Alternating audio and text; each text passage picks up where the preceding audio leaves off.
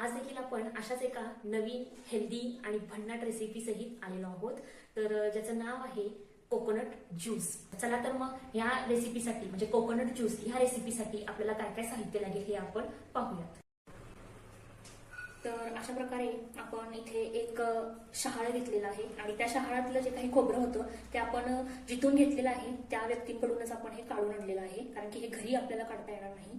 एक नारळ होता तर त्याचं 1 ग्लास इतकं पाणी निघालेलं आहे आणि एका शहाळ्याच्या कोकोनट ज्यूससाठी आपल्याला फक्त 2 टेबलस्पून इतकी साखर लागणार आहे।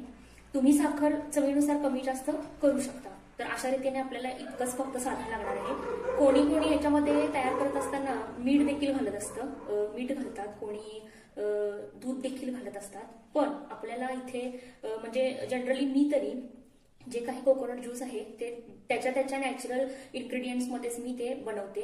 फक्त माझी एक्स्ट्राची जी काही माझा जो काही एक्स्ट्राचा इन्ग्रेडियंट्स आहे तो फक्त असतो साखर। बाकीचं मी शहाळा आणि नारळ पाणी याच्या व्यतिरिक्त मी काहीही वापरत नाही, तर ते आहे असे नॅचरलच ठेवते।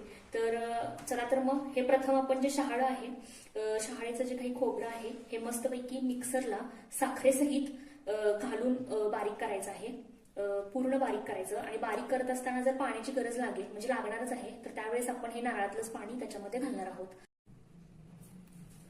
तर इथे तुम्ही पाहू शकता आपण जे काही मगाशी खोबरं होतं ते मिक्सरमधून आपण असं पूर्ण बारीक करून आणलेलं आहे। तर हे अशा प्रकारे आपल्याला आपण त्याची पेस्ट केलेली आहे आणि पूर्ण ग्लास भरून माझं पाणी होतं त्यातलं मला मिक्सरमध्ये बारीक करण्यासाठी थोडंसं मी याच्यामध्ये नारळाचंच पाणी वापरलेलं आहे।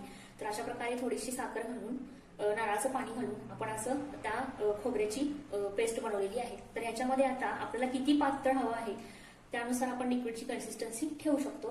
तर कोणतंही दुसरं पाणी न ऍड करता नारळातलंच पाणी आपण असं ऍड करून त्याची पिण्यासाठी कन्सिस्टन्सी आपण करणार आहोत। यात तुम्ही कोणतीही वेलदोडा पूड घालू शकता किंवा जायफळ पूड घालू शकता, पण मला तरी असंच नॅचरल प्यायला हे आवडतं, त्याची चव निराळी लागते। कडून कमी पाणी पिलं जातं तेव्हाही आपण हे असं कोकोनटचं ज्यूस घेऊन